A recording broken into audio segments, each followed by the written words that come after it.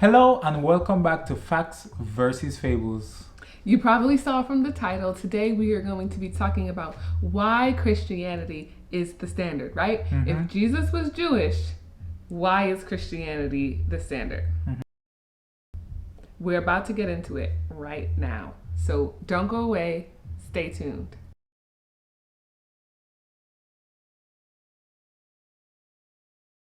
Okay, so there's 4 things we need to talk about before we really dig into why Christianity is the standard. Now, I was watching a YouTube video from a friend of mine, and she was talking about Christianity versus spiritualism. And one of the questions that she asked was, why is Christianity the standard, right? When Jesus was a Jew. And I had to pause because I'm like, you know what? That's a really great question. It is. Right? Because we always hear that Jesus was a Jew, but we never made that connection of, why are we not then into Judaism? Right. And I remember I would ask myself this question too, especially starting out in my journey. I would ask my dad, why? Why aren't we Jewish? So I thought this was an awesome question. And this is what we're here for, right? To discern fact and fable and to see what's really going on, see what the Bible has to say.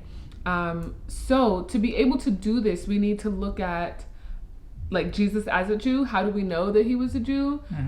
We need to look at his ministry. We need to look at the commission that he commanded and then figure out what it really means to be a Christian. And I think in that we can answer the question, why is Christianity the standard? We've done our separate research and we just want to give you guys this information. Yes. Okay. Yes. So Jesus as a Jew. How do we even know Jesus was a Jew? Well, when we start to look at the New Testament and the first chapter of Matthew gives us the genealogy of Jesus. And then through that timeline, we are able to see that Jesus is actually, from the Israelites tribe, and that would require him, or that would call for him to actually be a Jew. So that's one way I know that Jesus is a Jew. And even if we continue to go through the New Testament, we see that the customs in which Jesus actually participated in were actually Jewish customs. Right. So he went into the temple on the Sabbath. He celebrated the Sabbath, right? The holidays, he knew of their holidays and understood their holidays. When he was born, the wise men called him King of the Jews. When he was crucified, his inscription said King of the Jews, right? Yes, that is correct. That was their issue with him, that he claimed to be the King of the Jews. And so this is something that's widely understood across every religious body, every denomination, every sect, whatever. The standard is that Jesus was a Jew. So we're not arguing there. We just want to get on the same page, that the Bible, though not always in a specific term, based on just reading it and understanding, we get that Jesus was Jewish. Then he started his ministry. What was his ministry? 30. He basically went around and he preached, he baptized, and essentially he was trying to, he corrected, what the Pharisees or what the Jewish leaders were kind of misleading the people into a blind pit. So that's essentially, what the ministry of Jesus was about. And, oh man, you just used the word. You literally just used the word and I forgot it. Man, you said he corrected, right? Yes, he corrected. He corrected them. So Jesus was kind of steering away from what the religious leaders were teaching, which was a problem. He was countercultural, and the religious leaders were not having it. But that is where we start this idea of Christianity. It wasn't termed that at that point. That's just where the basis was. The beginning. Yes. Jesus was turning away from the Jewish teachings. And the reason I say Jewish teachings and not the law is because Jesus never went against the law. It's just that the Jewish teaching and the religious leaders twisted up the law. And then they added in their own things, which made the law unbearable for the other Jews. Yeah, it was very difficult because of the Pharisees and their laws and regulation. It was a big burden for people in society to actually become a Jew. There was so much you had to do and so much you couldn't do, and it was just essentially a burden. And this is not what God had called the Jewish nation to do, but they twisted it to use it to their own fame and fortune, essentially. And on many occasions, like it's written in the Bible, on many occasions, he called them hypocrites. Yep. I mean, they would preach one thing and then not do it. Right, yes. right. Yes. Even, catch this, even in the crucifixion itself. I mean, that's just one idea, right? They take Jesus to Pilate because they're not supposed to condemn someone to death. But here they are in their hearts and together, huddled in corners, trying to kill this man. I mean, they were just total hypocrites, right? White sepulchres. Yes, whitewashed tombs. And then they even instituted these laws of their own, really, that actually went against God's law, right? The law of Moses, the Mosaical law, which is what they called it, or the Abrahamic law. All of it's the same. All of it's the same thing. That's getting into the nitty-gritty. But they would create laws and that went against it, or that caused people to sin against it, just for their own benefit. For example, the one that comes to my mind is like, you're supposed to honor your mother and your father. You're supposed to take care of them. We know they get older. We need help. We take care of our family. You're supposed to honor your father and your mother so that you may live long in the land that the Lord your God has given you. Right? But if you declare that your assets are going to go to the church, this is called like Corban. If you just declare that, then you are released from the bondage. You're released from the responsibility of taking care of your parents. And there was no way to check up on it. All you had to do was say, Corban. All you had to do was say, my money belongs to the church. And that was only beneficial for the religious leaders. They get all this money, but now your parents are like lying on the street. You know what I mean? And that's not pleasing to God. But it was a Jewish law, that people were trying to manipulate it. Yeah. So it's not that Jesus steered people away from the law, but he was steering people away from all of these extra Jewish traditions that were just not biblical. Right. Traditions that went against the law, because traditions are okay.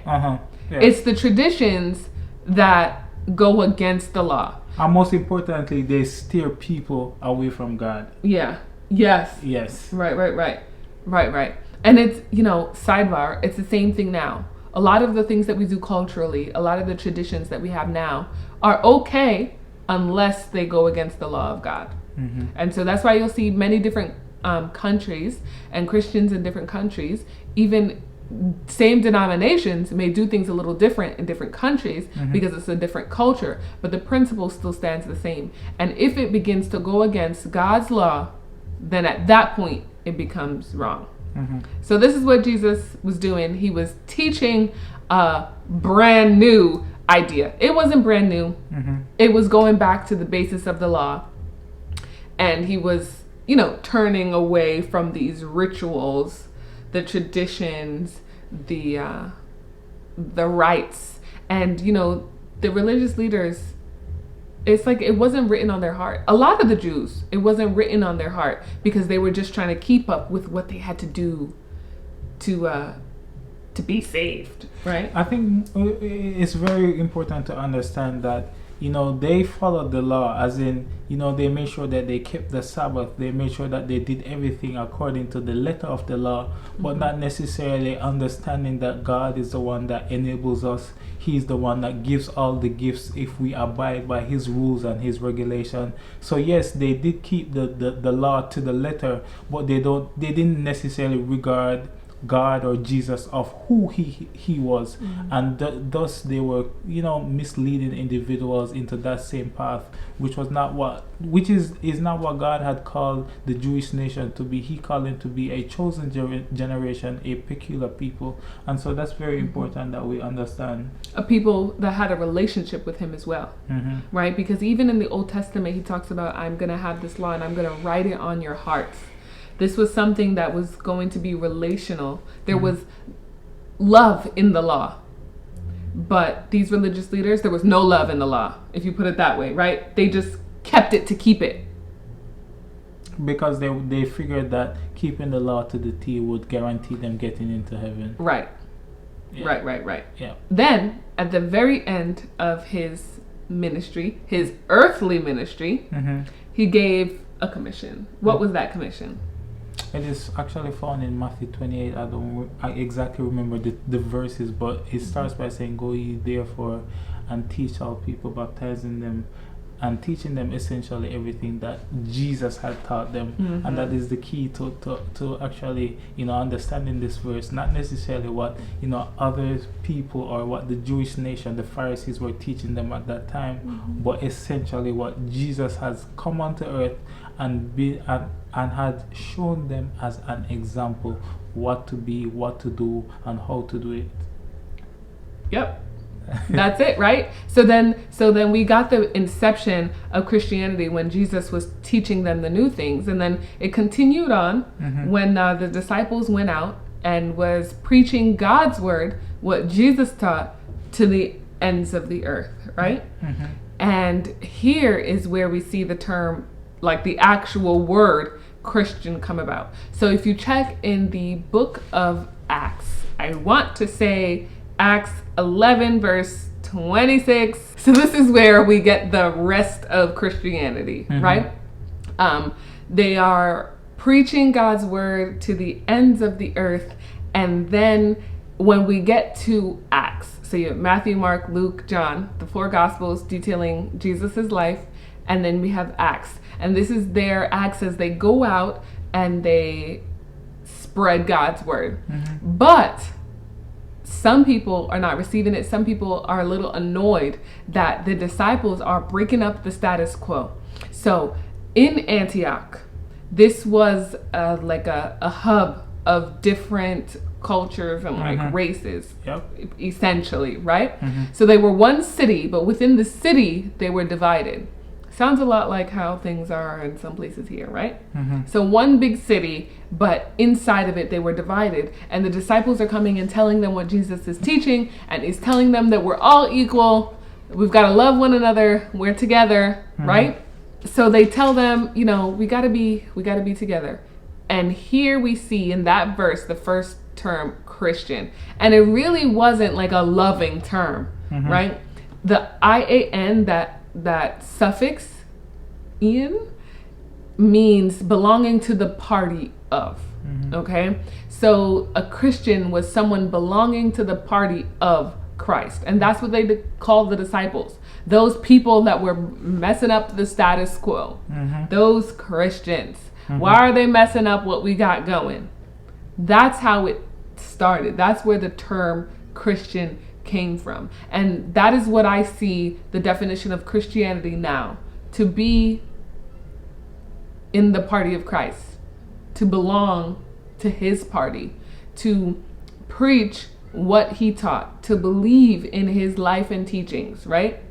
To believe that he is the Messiah. They believed all these things as his disciples. Yep, essentially, yes. Yeah. And that is how the transition came from Judaism over into Christianity. It all was with Jesus, essentially. Yep. Anything else you want to add? No, I feel like you covered the points. I do think that there's many other stuff that we could definitely continue to make like a part 2 or part 3 of, stemming from this topic about Christianity and how, we are involved from that 2,000 years back until this time period now, how we are a part of this gospel, how we are living Christians in this day and age. Yeah, and if there's more specific questions you have from what we said, put them in the comment section. You know, send us a message, email us. We'd love to dig in. We'd love to study more. We'd love to talk more, and so that we can all understand, you know? Yep. And before you go, please remember to like, comment, share, and subscribe.